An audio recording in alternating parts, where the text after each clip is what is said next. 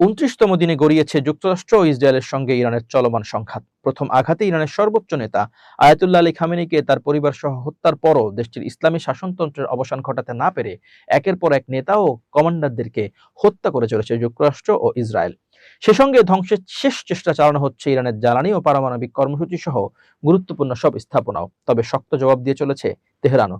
ইসরায়েলের পাশাপাশি মধ্যপ্রাচ্যের দেশগুলোতে অবস্থিত মার্কিন ঘাঁটি ও স্থাপনাগুলোতে ক্ষেপণাস্ত্র ও ড্রোনের সম্মিলনে ভয়ঙ্কর সব হামলা চালিয়ে যাচ্ছে দেশটি। সব মিলিয়ে যতটা সহজে ইরানকে পরাস্ত করবেন বলে ভেবেছিলেন মার্কিন প্রেসিডেন্ট ডোনাল্ড ট্রাম্প ও তার সহযোগীরা, তেমনটা তো হচ্ছেই না, বরং ইরানের জবাবের সামনে মুখ থুবড়ে পড়েছে তাদের সব পরিকল্পনা।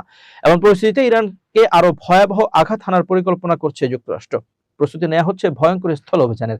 এই অবস্থায় ইরানের সহায়তায় এগিয়ে এসেছে আরেক সুপার পাওয়ার রাশিয়া। ইউক্রেন যুদ্ধে দারুণ সফলতা দেখিয়ে চলা শাহেদ ড্রোনের উন্নত সংস্করণ ইরানে পাঠাচ্ছে মস্কো। শনিবার ২৮ মার্চ মার্কিন ও ইউরোপীয় কর্মকর্তাদের বরাতে তথ্য প্রকাশ করেছে বার্তা সংস্থা এপি।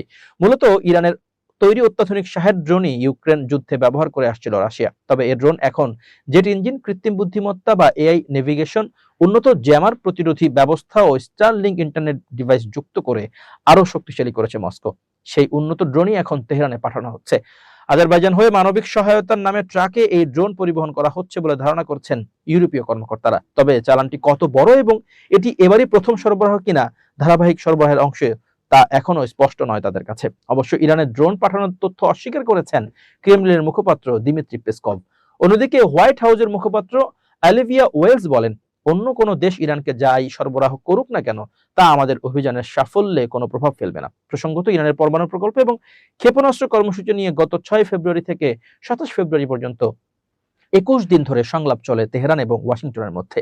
২৭ ফেব্রুয়ারি কোনো প্রকার সমঝোতা চুক্তি ছাড়াই শেষ হয় সেই সংলাপ। পরের দিন ২৮ ফেব্রুয়ারি ইরানে অপারেশন এপিক ফিউরি শুরু করে যুক্তরাষ্ট্রের সামরিক বাহিনী। ওয়াশিংটনের সঙ্গে তাল মিলিয়ে একই সময়ে ইরানে সামরিক অভিযান অপারেশন রোয়ারিং লায়ন শুরু করে ইসরায়েলও। যুক্তরাষ্ট্র ও ইসরায়েলের এ যৌথ হামলার প্রথম ধাক্কাতে প্রাণ হারান ইরানের সর্বোচ্চ নেতা আয়াতুল্লাহ আলী খামেনি ও তার পরিবারের বেশ কয়েকজন সদস্য। ২৭ দিন ধরে চলমান যুদ্ধে এরই মধ্যে প্রধান নিরাপত্তা কর্মকর্তা আলী লারিজানি, সামরিক বাহিনীর অভিজাত শাখা ইসলামিক রেভলিউশনারি গার্ড কর্পস আইআরজিসির শীর্ষ কমান্ডার মোহাম্মদ পাকপৌর সহ বেশ কয়েকজন গুরুত্বপূর্ণ ও জ্যেষ্ঠ কর্মকর্তাকে হারিয়েছে ইরান।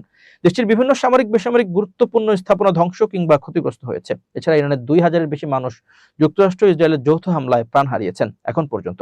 তবে পাল্টা জবাব দিচ্ছে ইরানও। যুদ্ধের শুরু থেকেই ইসরায়েল ও মধ্যপ্রাচ্যের উপসাগরীয় অঞ্চলের ৬টি দেশ সৌদি আরব, কাতার, কুয়েত, বাহরাইন, সংযুক্ত আরব আমিরাত ও ওমানে অবস্থিত মার্কিন ঘাঁটি বা সেনাঘাঁটি ও বিভিন্ন গুরুত্বপূর্ণ স্থাপনা লক্ষ্য করে দফায় দফায় ড্রোন ক্ষেপণাস্ত্র নিক্ষেপ করা শুরু করে ইরান, যা এখনো চলছে।